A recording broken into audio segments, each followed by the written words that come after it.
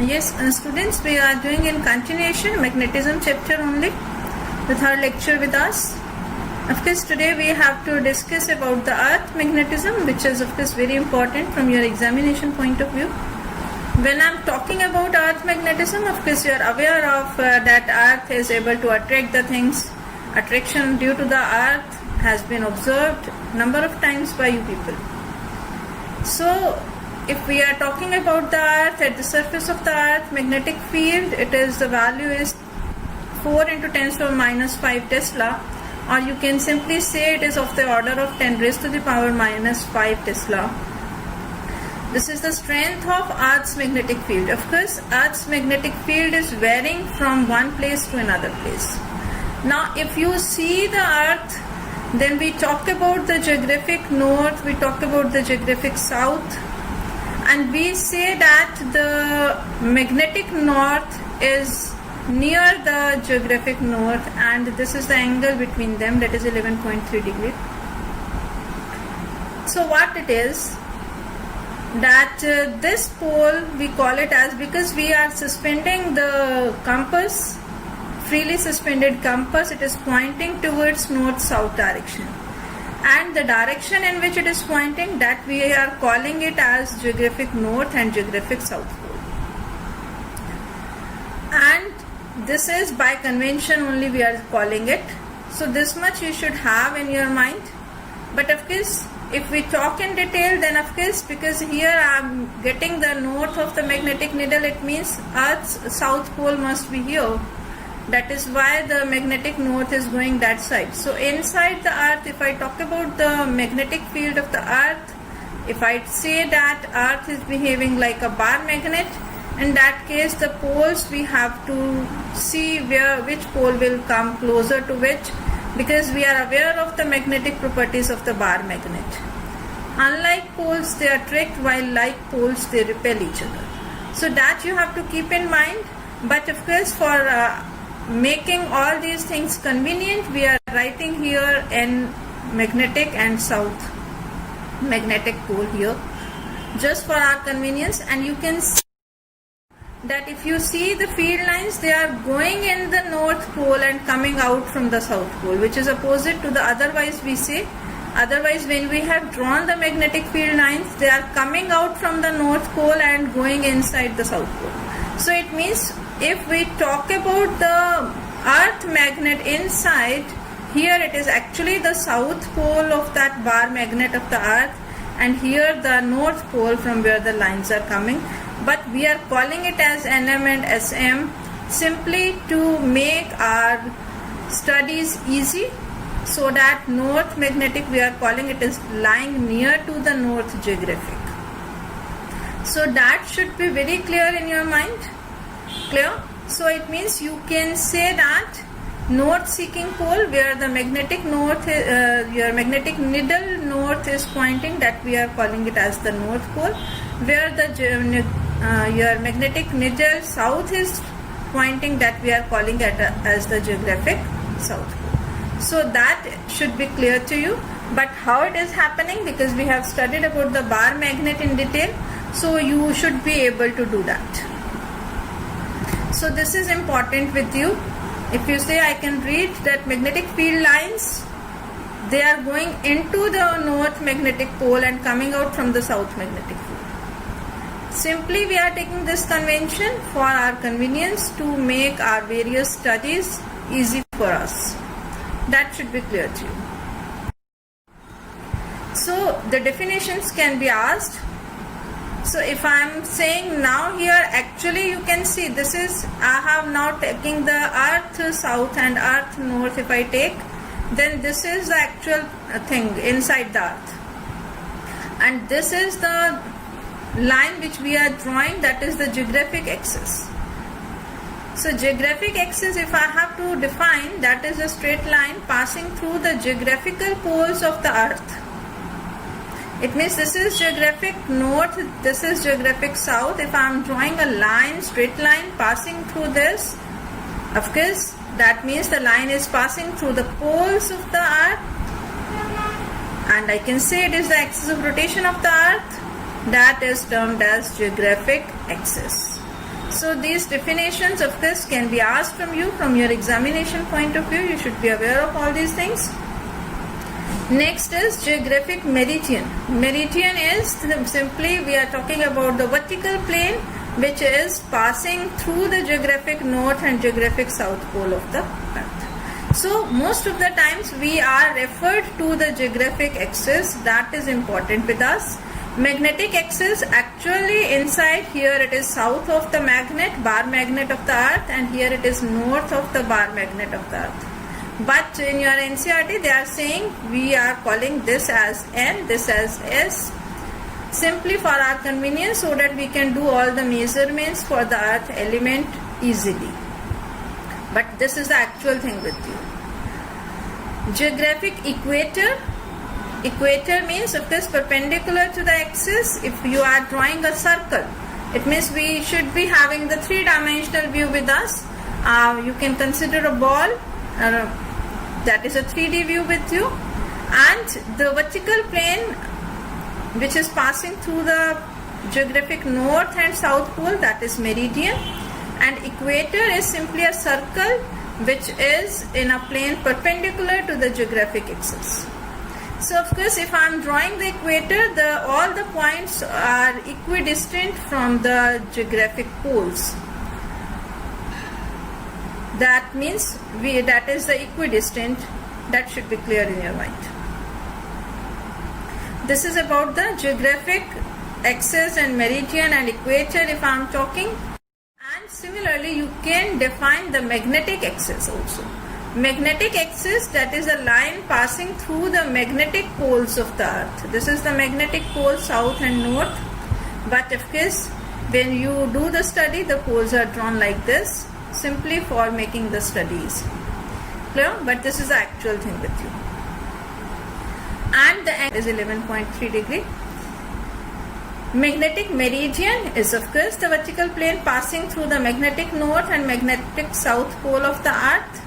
And magnetic equator, you have to draw the perpendicular to the magnetic axis. You have to draw a circle on the this is three-dimensional view you have to understand, and that is to the magnetic axis. So this is the equator, which is the magnetic equator. If I am drawing a line perpendicular to geographic axis, this will come like this. So angle whatever is here, the same angle will be formed between the geographic equator and magnetic equator. So these definitions you have to keep in your mind. So this is a three-dimensional view with you. If you want to see this is the geographic equator, this is the magnetic equator. So both are making some angle. That angle will be same as is the angle between the geographic axis and the magnetic axis. Same angle will be formed here between the equators of the two, magnetic equator and geographic equator. So this you need to keep in your mind. So this diagram is given in your NCERT. If I am talking about the magnetic elements of the earth, the main heading will be magnetic elements of the earth. There are three elements with me. One is magnetic declination. First element I am taking with you, that is magnetic declination. It can be written as theta or d, or in some books they are writing it as alpha also. So symbol you can take any, no problem. But you should be able to define it correctly. That is important. That is the angle between the magnetic meridian and geographic meridian at a place. This is the diagram to show you the magnetic meridian and geographic meridian and the angle between them. This angle, that is termed as theta, which is the declination at a place, magnetic declination.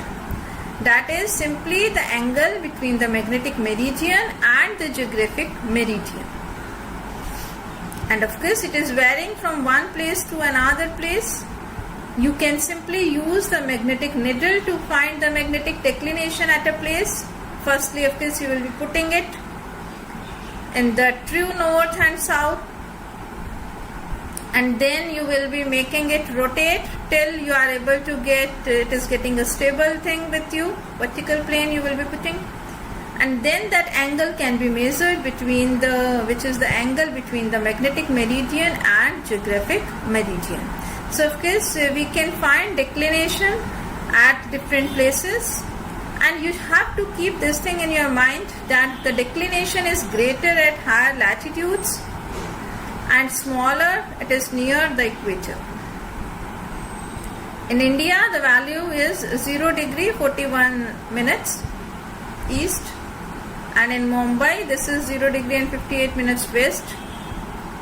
So that is simply telling you about the position of that place on the earth. Clear?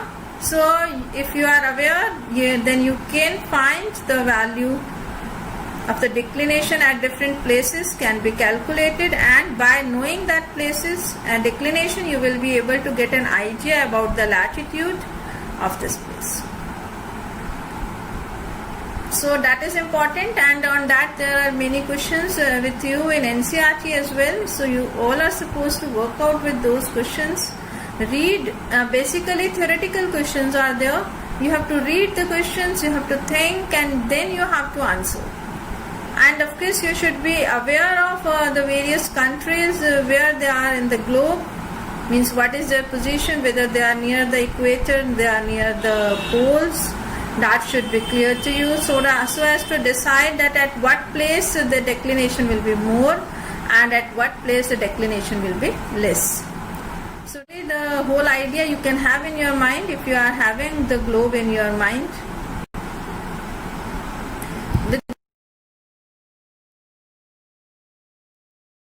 you, which is again important with you, that is dip or inclination. Magnetic dip, you can say magnetic dip or inclination. That is denoted by the symbol delta always. Delta is the symbol for dip or inclination, and this is simply if I find the magnetic field at a particular place, that is B, what angle it is making with the horizontal component of the earth. If this is the magnetic field at a particular point, then if I'm saying this is the horizontal component, means the horizontal line, then the angle which is made between the two, that is known as delta or dip at a place. Of course this dip at a place is 0 at the equator and 90 degree at the poles. If you talk about the equator, the dip is 0 because this line is coming along the equator, this horizontal line. And if you can, of course, the lines on the map, on the globe, if you see the isoclinic lines which are of the same inclination.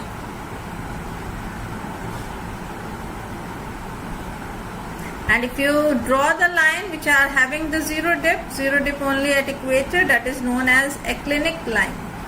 That is a magnetic equator. So by this knowledge only we are able to study the globe when you do in your social sciences. So all the lines has been drawn by the knowledge of the geographic and magnetic meridians and the angle of dip at that place. And we are having the dip circle. Actually it is simply a diagram showing you the dip circle. Dip circle is again we are having a magnetic needle. We are having this 3D scale with us. It means starting from 0 to 360.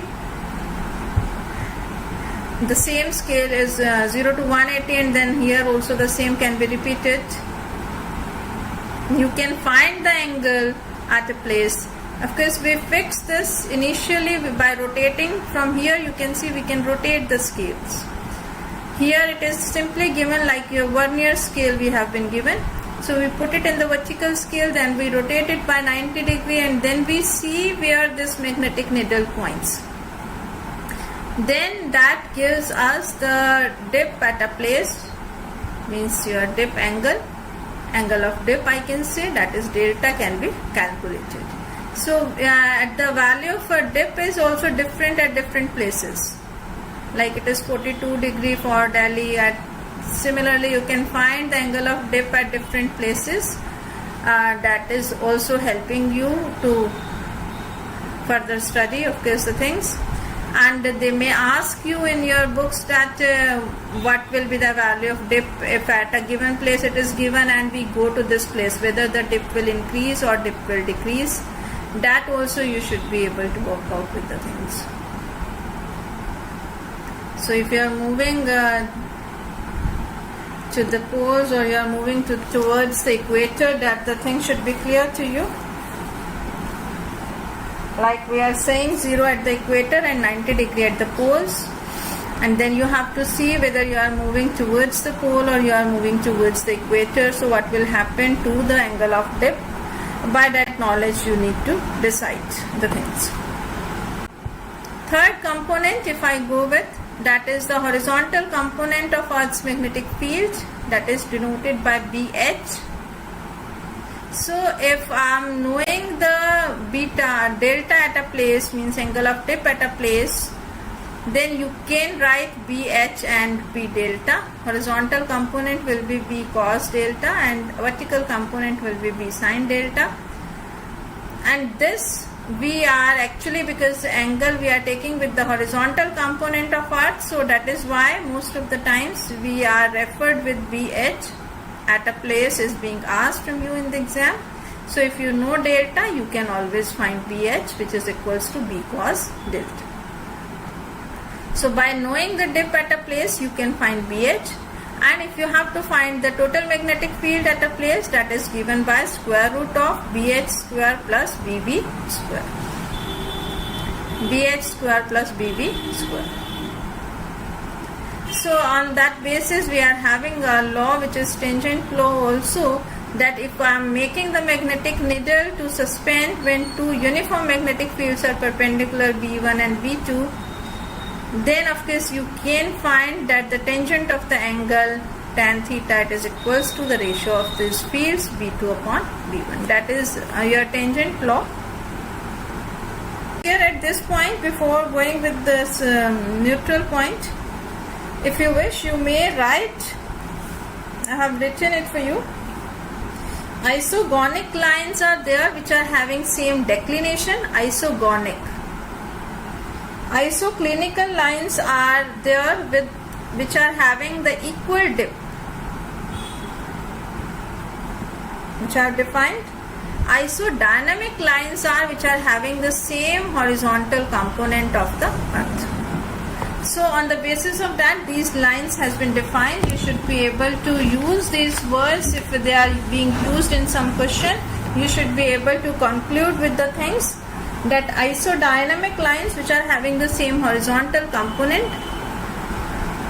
Now what it is there, that inside the Earth we are saying a magnet is there, and if I have a bar magnet with me, I can put it, and both two conditions are there. I can put south of the bar magnet towards the geographic north, means S towards N, or I can put N towards N, and I am able to find the neutral point. So I should be able to know what is neutral point, because this we used to do as a project work.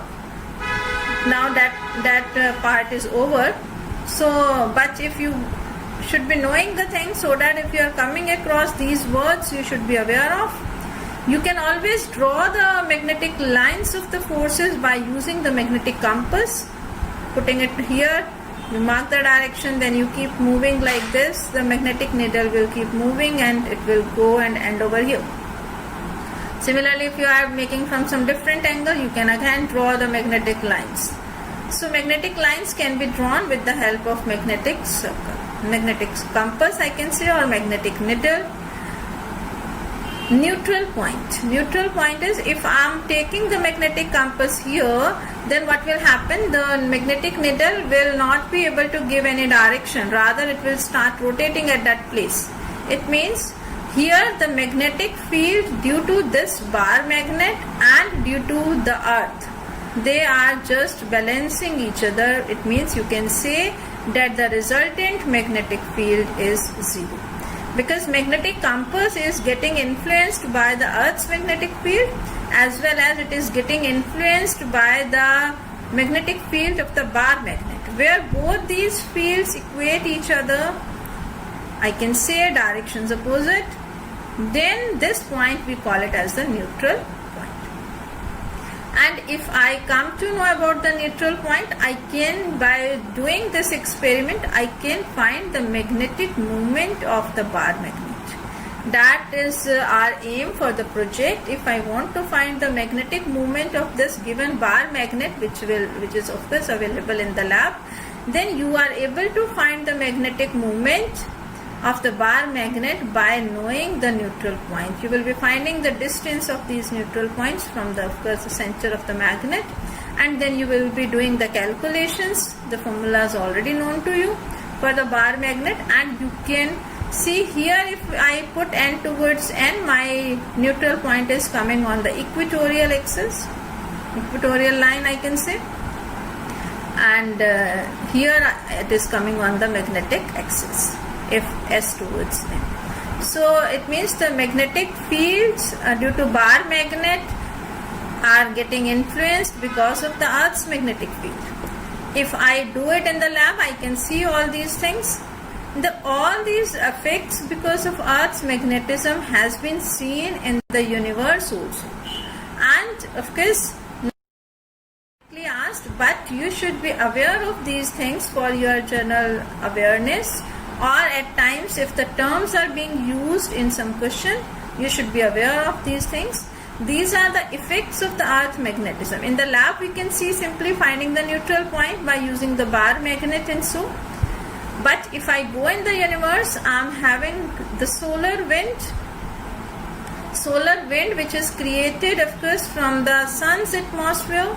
We are getting some charged particles, they are coming out from the sun's gravity, they are coming out, and magnetic fields are being there. In this way you can see the field is there, and these particles, they are hitting the Earth's mesosphere, and because of that geomagnetic conditions of the Earth, they are also getting influenced.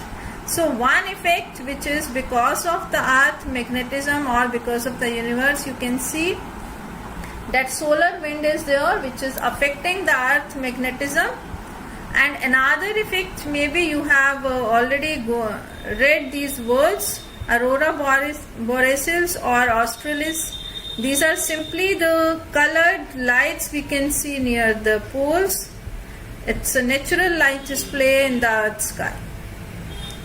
So one is near the south, another is near the north pole, which is near the north pole, it is termed as borealis, and near the south pole, that is termed as aurora australis.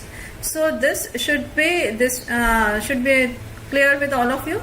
At times, if these terms are coming across you, you should be aware of that. What are these? These are simply the natural lights or the phenomena which are observed in the Earth sky at higher latitudes, and that is of course a very beautiful display, and many times maybe you have seen these displays in the Discovery Channel also.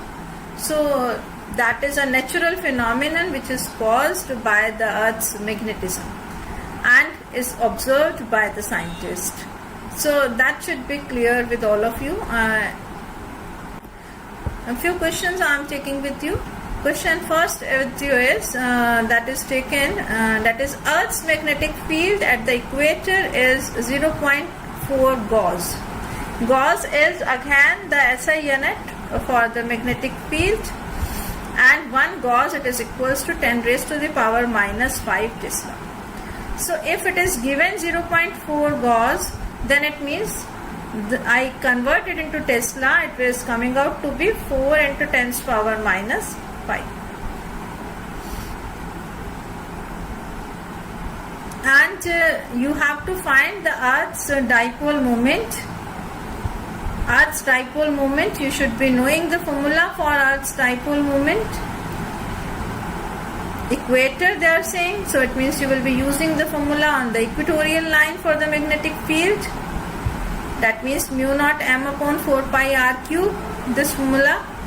BE is given to you, and R, radius of the earth, is known to you, 6.4 into 10 to the 6 meter. So you can calculate the magnetic moment, magnetic dipole moment simply by putting the values. And of course you are aware of mu naught upon 4 pi is 10 to the minus 7. So you can directly use this value and make the calculations easy for you, which is coming out to be 1 into 10 to the power 23 ampere meter square we are getting.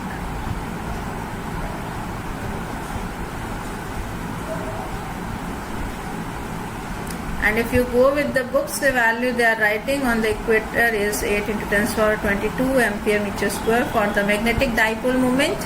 So basically you should be knowing the formulas for the dipole moment, because earth, inside the earth we are assuming a bar magnet of power is there, and the poles are otherwise, and that is why your magnetic needle is standing that particular way. This question I have taken for you, that at a certain location in Africa a compass points 20 degrees west of the geographic north. The north tip of the magnetic needle of the dipped circle is placed in the plane of magnetic meridian points 60 degrees above the horizontal. So compass you are putting 20 degrees west, so this is giving you the angle of declination, and dip is given to you 60 degrees. The horizontal component of the earth is measured as 0.16 Gauss. Of course you can convert it into Tesla, or you can give the result in Gauss itself, because it is angle is in degrees only. You have to specify the direction and magnitudes of Earth's field at that location. You have to do that. So BH is given, horizontal component of Earth is given. B I want to find, I know the formula BH, it is equals to B cos delta. So by putting the value of BH and delta, I can find the value of B. This is a simple question. It means this theta is not to be used in this particular question. So answer I am getting 0.32 Gauss. And of course if you want to convert it into Tesla, you can always convert. So this type of questions are asked. Dip is given. They may ask you further, they can extend the question, they can ask 1 markers for finding the dip at another place. If at one place it is given, then you have to think this globe in your mind. After you can go with the Gauss law and magnetism also. Magnetic flux, the concept of magnetic flux should be there like electric flux, that is the field lines passing perpendicular to the surface. And now according to Gauss law, this flux which is passing, that is coming out to be equals to 0. Means flux number of field lines which are entering the surface, they are same as leaving the surface. While in electrostatics you say surface integral of E dot ds is equals to q upon epsilon naught. But here because we are saying monopoles are not existing, so Gauss law is supporting the non-existence of monopoles. If monopoles would have existed, then this integral of B ds should have come equals to Qm into mu naught. If I take pole strength. So it means whatever Coulomb's law concept of Qm is there, that is not standing anywhere, and that is why maybe the reason that they have eliminated the derivations for the bar magnet, which is assuming the concept of poles, single poles, and then giving you all the derivations, has been deleted from your syllabus. Of course, so you are supposed to keep in magnetism up to this. Thank you everyone.